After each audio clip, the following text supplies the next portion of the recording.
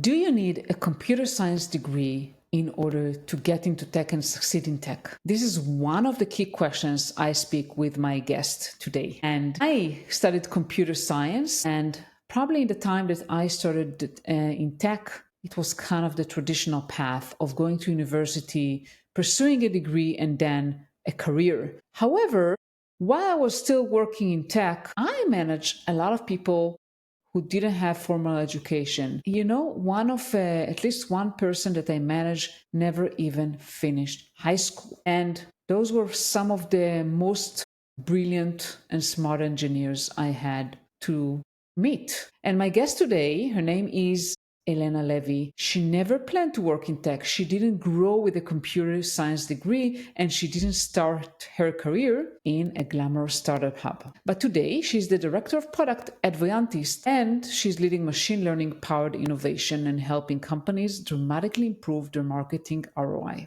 And in this episode, Elena shares how she broke into tech with zero connections, taught herself data on the job, transitioned from analyst to product leader, and balanced her career growth with raising 2 kids. We also get real about the myth that you need a degree or even a PhD to thrive in data or product roles. And if you ever doubted whether you belong in tech, this episode will remind you that your path doesn't have to be perfect, it just had to be yours.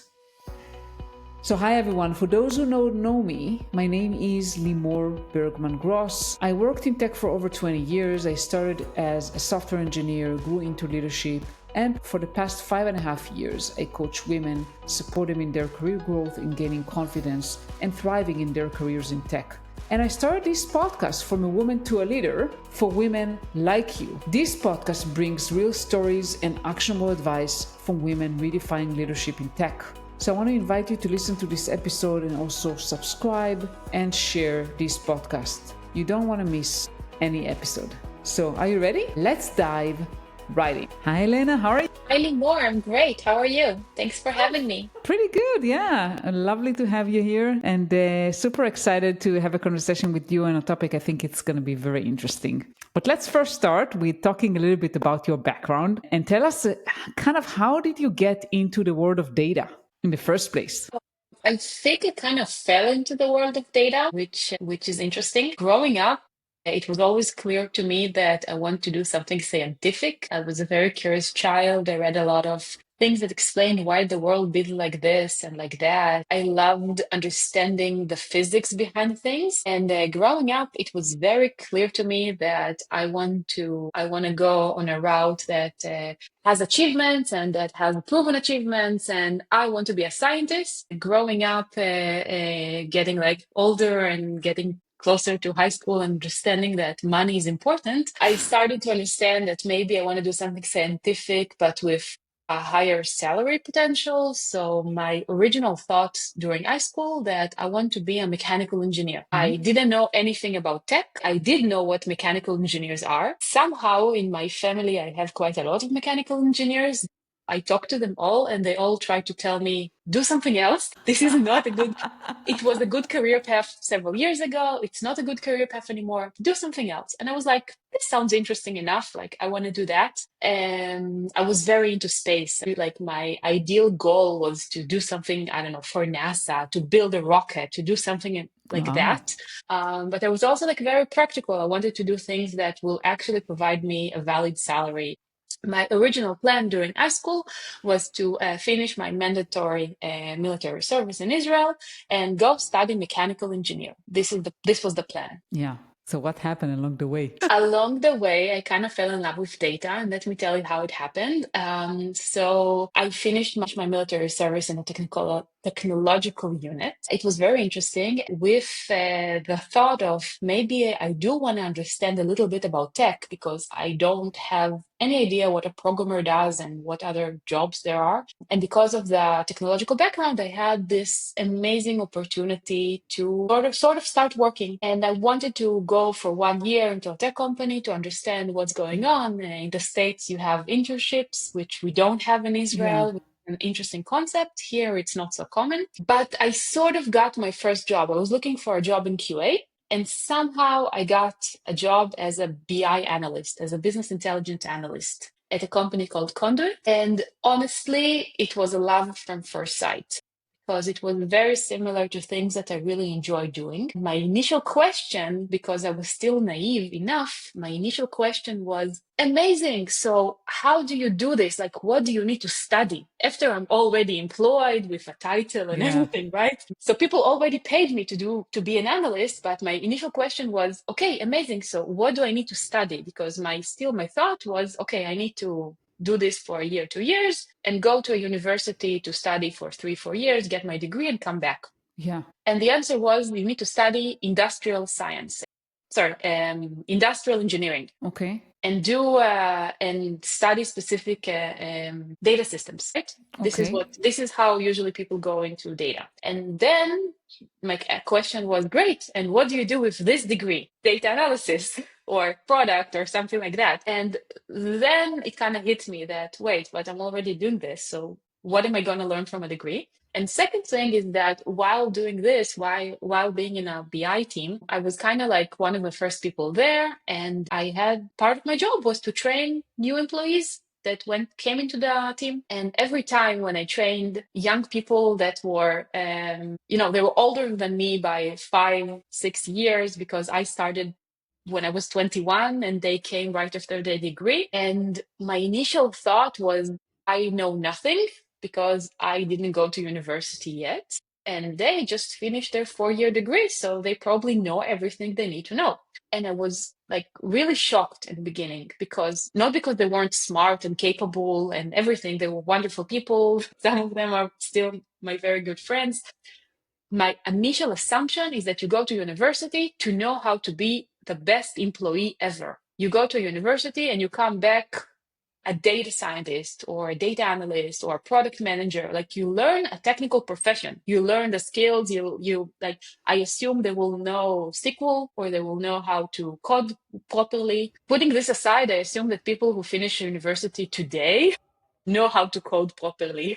15 years ago, this was not the case necessarily, but my assumption is that they will know SQL, that they already know the tools that we're using inside the company, they learn about the industry, and basically you can just put them in the seat, give them a computer, and they will be a wonderful, beneficial employee. But it was not the case. So my initial assumption was that the moment you finish a university degree, you come to your first job and you can just start. You don't need a long onboarding. You don't need to learn the tool. You don't need to learn a lot of things. And I was completely wrong. It's amazing how naive this was. Yeah. Speaking with enough experience in the tech world, I've learned that there's a really big gap between university and academy and tech.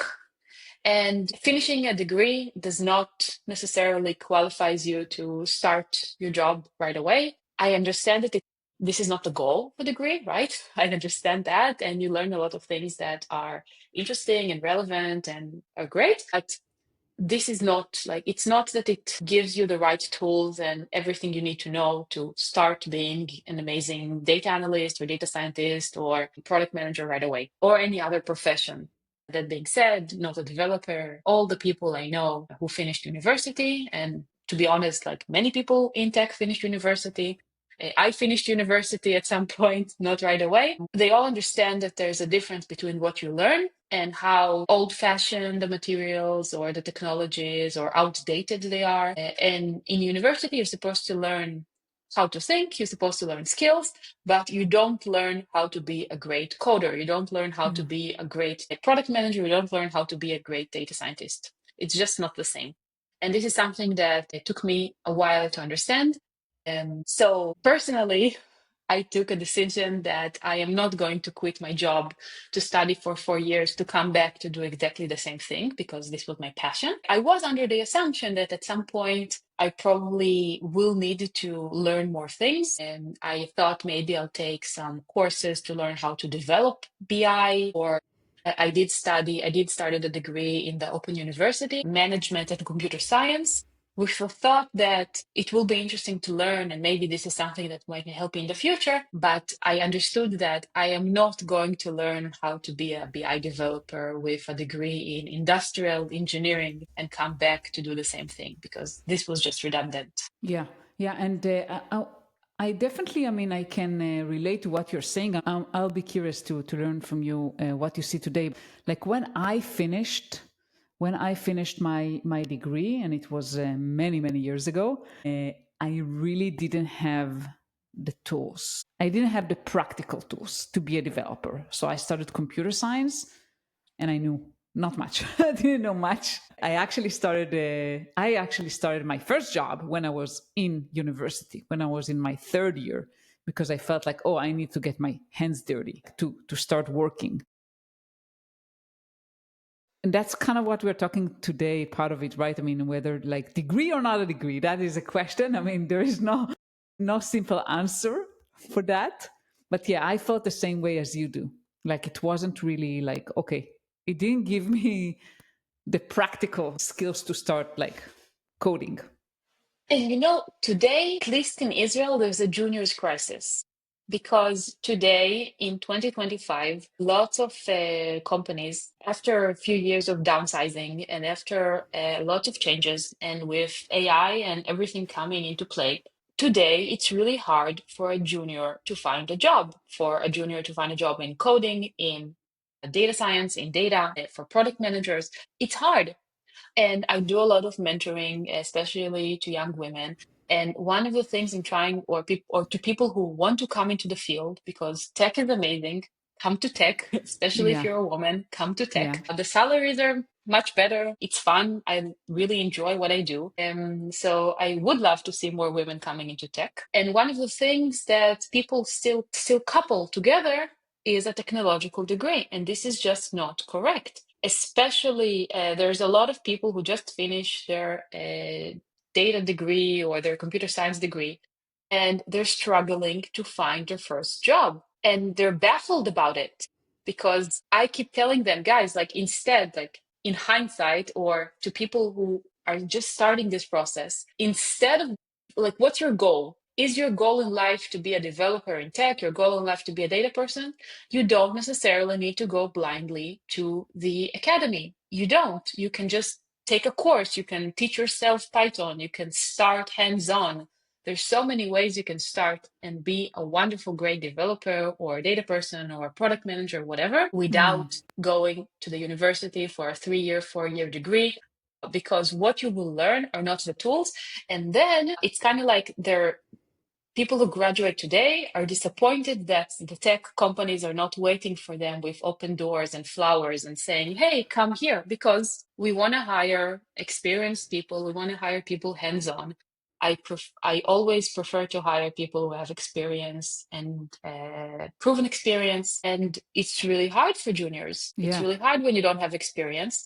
And it's really hard when you realize that you just spent 3-4 years in the academy, and you took courses that teach you, I don't know, to data structures, and teach you how to, in some cases, maybe pass a technological interview, but you don't know how to think about the business. You don't necessarily understand about the technologies that are here today. You don't know what databases or BI tools or things like that are available. And especially in data science, like, wonderful theories, maybe you learned algorithms. We can talk a lot about whoever used all the math that you have to learn in school, yeah. and Not me. I in can tell you that. oh yeah, like, to be completely honest, I took courses in the university. I finished my degree in the Open University, and there were some courses that correlated to what I do today. Um, I learned statistics, which is very important for my day-to-day job. But again, everything, to be honest, I think most things I've learned on the job. Most things I've learned because I taught myself, or because my company taught me, or like, if your goal is knowledge, you don't have to go blindly to the university. And if you go to the university because you enjoy learning and you enjoy the structure and everything, that's amazing for you. But don't expect companies to wait with open arms. I think even like all the big tech companies, even Google, like several years ago, they removed the requirement of a degree because this is just not a requirement.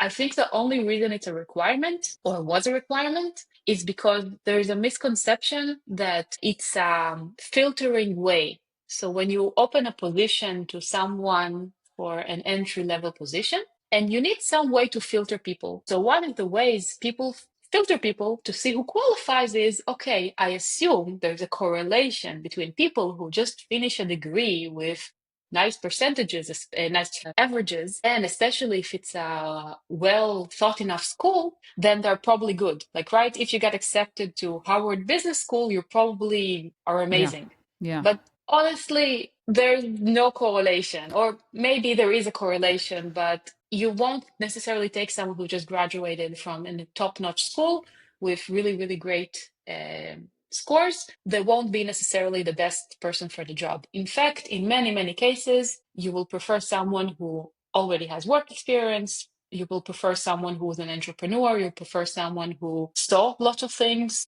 that Yeah. taught himself things better than someone who is very, very good at taking exams. Sure, and I think several things here. First of all, I mean, I think what you mentioned about juniors and how difficult it is to find a job today. I mean, part of it is the market, the way the market is right now, right? I mean, when I started in the .com bubble. So when I started my career, so it was like you can walk in the street and someone will pick you up and take you for work, right? So it depends also on the timing, a lot of it. And right now, I mean, we see economical crisis, not just in Israel, but around the world. But what you mentioned, like about the skills, I mean, I managed incredible engineers that didn't have, some of them, I think I had one even not finishing high school. I mean, and they were brilliant. So definitely it doesn't mean anything. The question I have for you, you mentioned, yeah, some companies are reducing, like maybe are not requiring a degree, but is it really, I mean, not still kind of a way to get in? I mean, is it not a requirement anymore? I don't put it as a requirement. Many of my peers or colleagues don't put it as a requirement. I think it is a requirement for some people, especially if they did the path. Let's University degree aside, one of the challenges of going into tech in the past few years, taking recruitment out of the street aside, one of the challenges of coming into tech is that it's not diverse enough, right? Because it's in many cases, it's a closed men club of people who bring their friends and families and not, let me rephrase that. I don't think it's necessarily because this is what they think, but when you look at the results, like this is what the data shows, right? There's not enough women in tech, and there's a lot of like sort of closed clubs. And they're not necessarily closed because someone is locking the door. It's because you need, like, it's kind of like it happens naturally, right? It happens because you graduated from the same place. It happens because you went to the same technological unit. It happens because, like, you're part of the same circle and Yeah. you know people. And sometimes, like, especially when you're a junior, the most important thing someone can tell you is, where do you need to go? Like, go to this meetup, do Yeah. this, like, Who do you know? go talk to this person. Who do you know? You need to know what you know, you need to know what you don't know. And if you finished, and I had this asked in an interview once, and I was honestly very disappointed about it.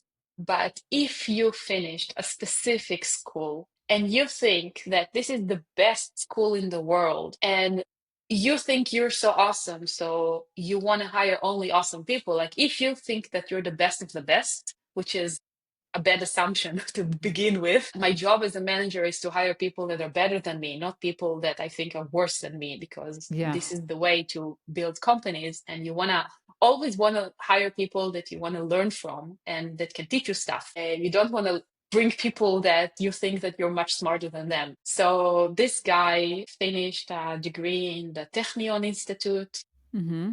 and he thinks that this is the only institute that is worth anything. So his goal in life is to hire people who finish the same degree from the same school that he did. because this is from his personal experience, this is the best of the best. And I think that this is a very not smart way to hire people, because you get the same of the same. You get the same people who ride the same, I don't know, that in the same bike club as you, and you just don't get any diversity out Yeah. of it. And I know it's a topic today. I don't think you should hire diversely because it's just for the sake of diversity. But I do have proven experience where people who come from different backgrounds bring their own thoughts, they think differently, they bring different things to the table.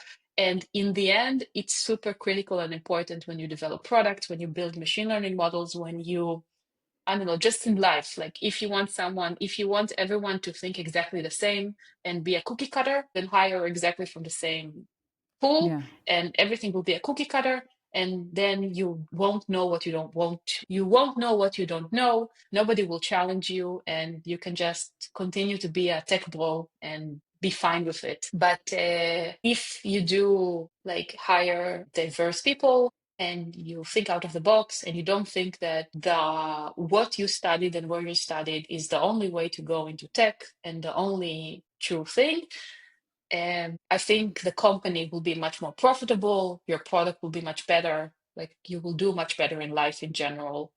So this is my take on why it was necessarily the right thing to just hire I people based on like your experience and the school that you went to. And I completely agree with that, Elena. I think diversity, and again, when we talk about diversity, it's not just about men, women. We talk about diversity of thought, one people with different Definitely. thoughts. And I would say even more than that, even you, if you're open to hire someone who is different than you and maybe didn't go to the same prestigious school that you went to, you have to be open to hear different opinions. You have to be open for being challenged. Because I'm saying that, Elena, because I just had a client, that she started working in a startup and she said they are not really open minded about different ideas. So they are like a close knit group, as you mentioned, right? Guys that all think alike. Like, although they hired her, great. That's the first step. Yes.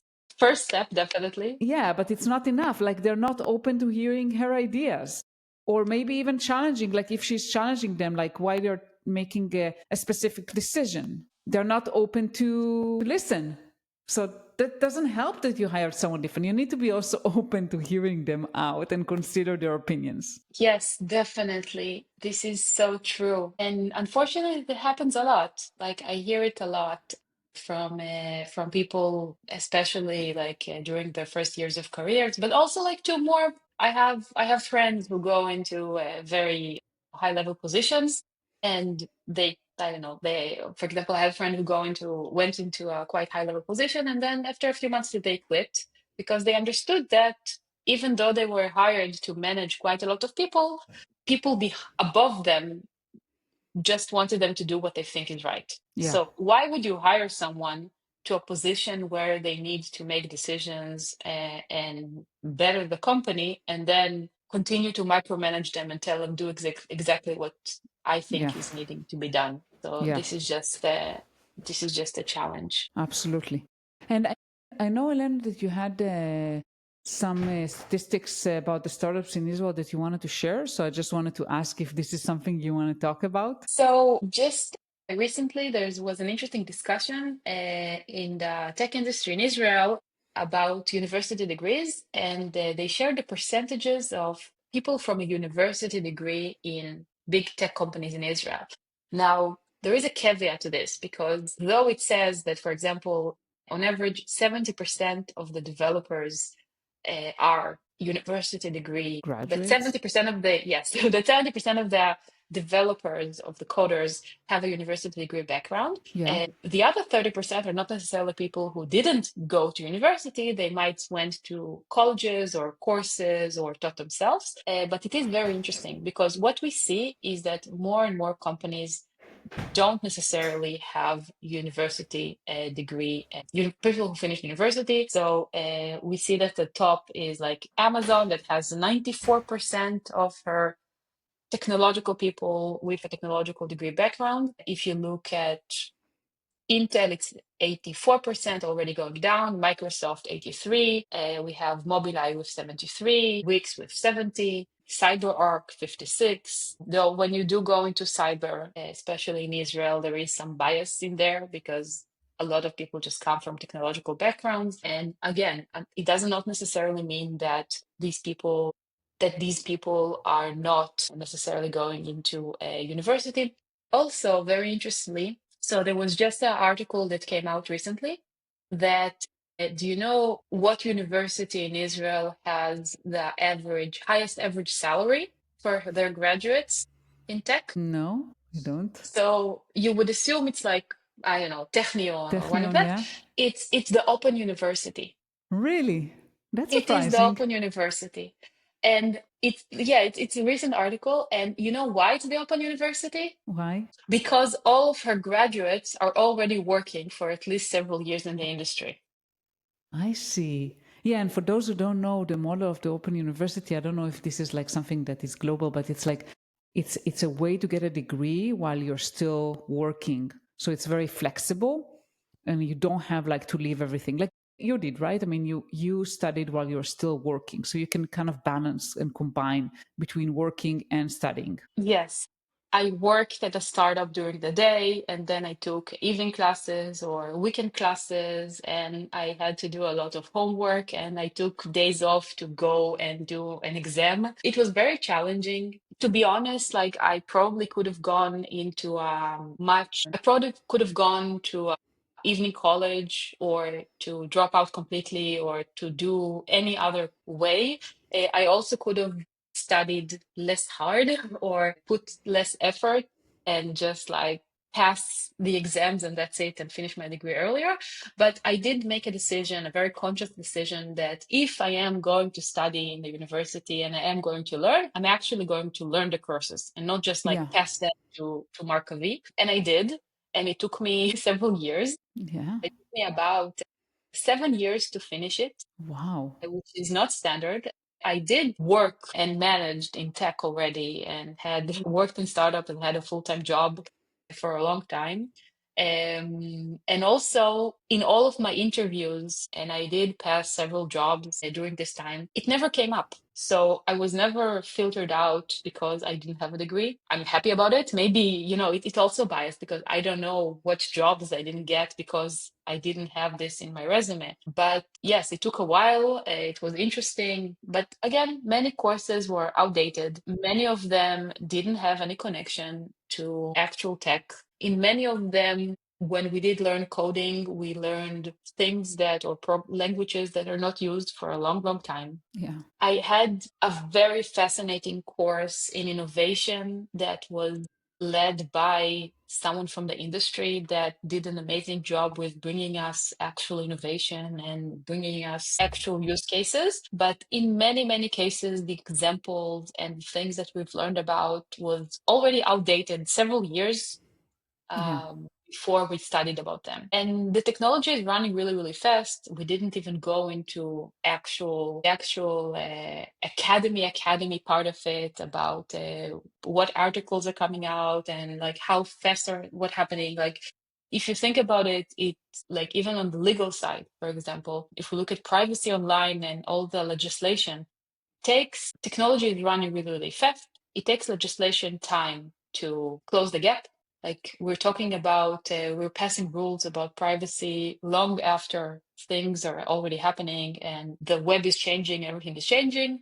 And the academy is also like several years behind in many, Yeah. many cases. Yeah. And I want to ask you something. I'm curious. If you took yourself, like, whatever, how many years back, based on what you know today, would you still go and pursue that degree? In the Open University, to be completely honest, I think that the reason I finished it, for many, many years, I didn't think I would actually finish my degree. I thought like, okay, fine, I'll just drop out at some point because I don't need it anymore. And also, I really believe in doing what you're preaching. So if I keep telling people that I don't think a degree is important, and then I'm a student that's trying to finish a degree in the university, then what am I Yeah. doing? But on the other hand, I felt that it's going to be organic, that I'll just like drop out at some point. But I guess that one, I'm very stubborn and I like to finish things that I'm starting. And two, and this is the main reason I tell people that I actually finished, is because I wanted to make my grandma proud. And it was Yeah. very important to her. My grandma was very like, okay, but what about school? You need to finish, like you need to have a diploma. I'm like, Grandma, I'm good. I'm working in tech. I'm making a very nice salary. I'm enjoying myself. I'm progressing in the, like, everything is fine. Everything is on track. She's like, no, but you need to do a university degree, even something not technological, just so you have it. Because, it's like an old-fashioned thought that Yeah. it's something that you might need. And Yeah. so I wanted to make my grandma proud, and I did, but I don't think she understands really the tech world. And if you would ask me, hey, this is my profile, do you think I should work really hard and sacrifice my weekends to finish a university degree? I would say no, just like go have fun, do something else with your weekend. Or even Take, experiment with different projects, right? With yes, on your spare time. yes, take online courses, learn to code by yourself. Like there's so many ways you can do. And I've learned to do so many things on the job. I learned to do so many things because I was curious about them, or because I needed to, or because I wanted to help a friend. But the thing is that, and this is my main point about academy, my main point is that you go to university not necessarily to study new things, because you can study today, you can easily study, like you can go to Coursera, you can take very top-notch university courses free in some cases, or Mm-hmm. in very small pay, and you can learn stuff. Today, it's not a challenge to learn stuff. It's on you. Like you want to learn, go learn. That's amazing. You go to university to get a diploma. This is why, in my opinion, you finish. Because if you would take the same time and you would learn by yourself, you would, like, it will take you, you will be 20 times better than what you actually learn there. Or even if not, like even if this was a bad assumption, you can still spend the same time and you will have the same knowledge. What you won't have is you won't have the validation and the stamp of this is Yeah. the university that you went to. And the what you do with the stamp is you take it to your future potential employer and say, hey, I had the ability to sit in class and I know how to put papers in time and I know how to do a test. I know how to pass 3 hours in a stressful environment and come out of it with a good grade. So you should hire me. Because the thought is that if I know how to finish a university degree and I do it correctly, then I'm going to be a good employee. And I don't think that this is a good reason or a good No, enough not good reason enough to hire people. because if you can learn something from Coursera or whatever, I mean, by yourself, it also says something about you, right? I mean, and I think that nowadays, I mean, it's even, at least for me, it was even more important to know how are you able to learn new things rather than what do you know. Because the thing is, what you know today is going to be stale tomorrow, right? Yes. Things are changing like so rapidly.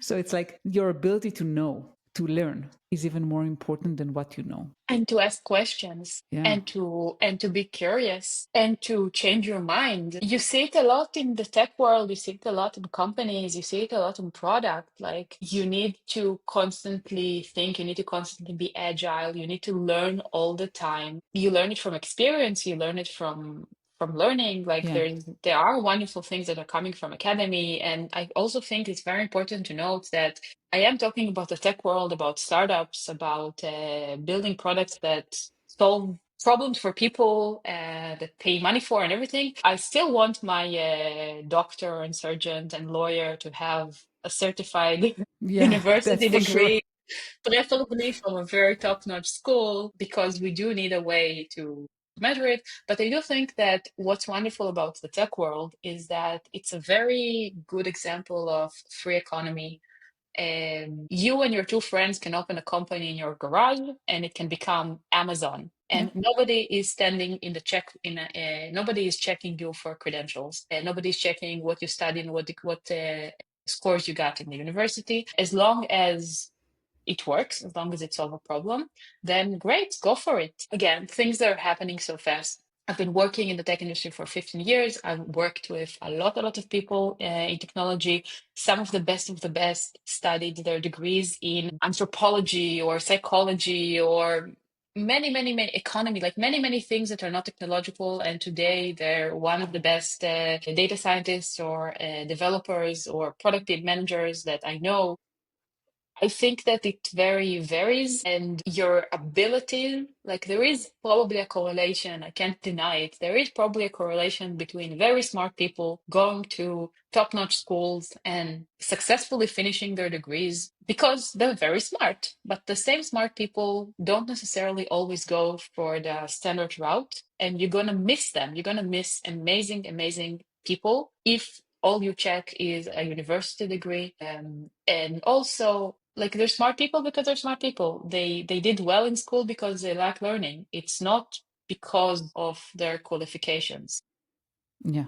And before we end our call today, I want to ask you, Elena, what kind of advice would you give to the young generation, those people that want to get into tech, 18-year-old, maybe they're 20, 21, 22? What can one piece of advice you'll give them? I would say that you don't know all the different roles in tech. You don't have to be a developer. There's so many roles in tech that don't necessarily require technological background. Or you can be a developer, or like tomorrow with the no code development, like we don't know what will happen, right? We don't know what qualifications will be needed in 10 years or 20 years. And a career is for the long run.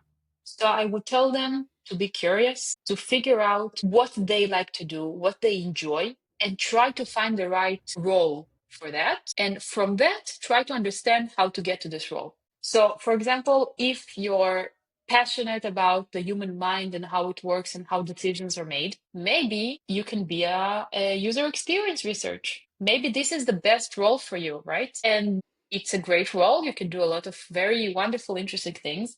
And then you should look back and try to reverse engineer. Okay, so how do I get to a user experience role? This is what I can do. This is the maybe the standard route with a 3-year degree. This is the not so standard route to as many people as you can. One of the most simple secrets in tech is that a lot of people are very nice and a lot of people will happily talk to you for 10, 15, 30 minutes and tell you how, from their experience, how to do stuff. But Yeah. if you don't ask, you will never know. And I think that this is one of the main things that are missing because when your family or your friends or the people that you study with are already in the inside and they have very good connections, then this happens organically, right? Yeah. You should talk to my uncle. He's the head of the hedge fund of this and this and this. Like, I will make the introduction. But if you're not from this, if you're not from this area, if you're not part of this clique, it doesn't matter. Like message people on LinkedIn, go to meetups, go to conferences, like try to find a way, just ask people nicely, hey, I am new to this. I'm not part of your world. Can we talk a little bit? And the answer 95% of the time will be yes, sure, let's have a quick talk. And it's amazing what a difference it can make. So my top recommendation for young people today that want to come into tech is first of all, come into tech. It's fun. The second recommendation would be talk to people in the industry, ask questions, be rude, ask them, can I understand what's going on? Learn, like don't come completely ignorant, but today all the knowledge is in front of you. You can ask whatever chat you prefer, whatever, like Google it, doesn't matter. The knowledge is there, the people are there, the people are nice. They want to give you a hand, they want to give you a leg up, but you need to ask for it. If you don't ask, you won't get anything. So, Elena, before we finish our call today, tell us a little bit about your role, and about the company you work for. Sure. So today I'm director of product at Voyantis.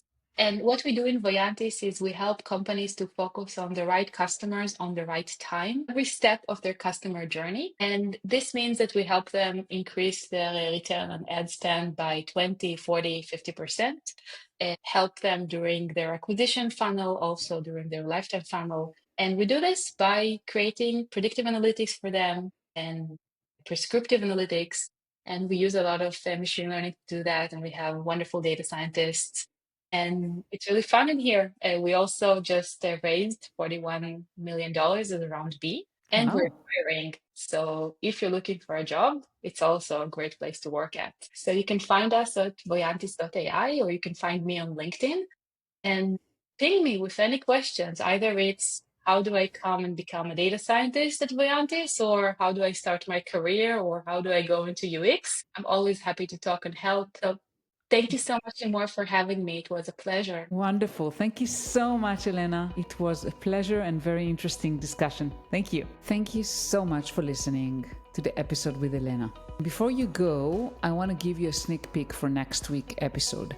And next week, I'm speaking with Catherine Soman. She's a career coach and the author of the 4 Jobs Club. And she's a champion for women who are balancing work, kids, aging parents, and home life. And she shares her raw, true, and powerful strategies about why women should keep working, not just for fulfillment, but for long-term financial security. And we talk about how to avoid throwing away a 30-year career for a short-term crisis and how senior women are doing it all, not with money, but with mindset and organization. If you've ever felt like stepping out of the workforce was the only option for you, this is the episode you don't want to miss. And before you go, I want to invite you to subscribe, share this podcast with a friend, and get ready for a grounded, honest, and deeply empowering conversation next week. Thank you so much for listening. Don't forget to reach out to me on LinkedIn, Limor Bergman Ross. The handle is Limor Bergman, or email me to limor@limorbergman.com. I reply to every email. Thank you so much for being with me and have a wonderful day.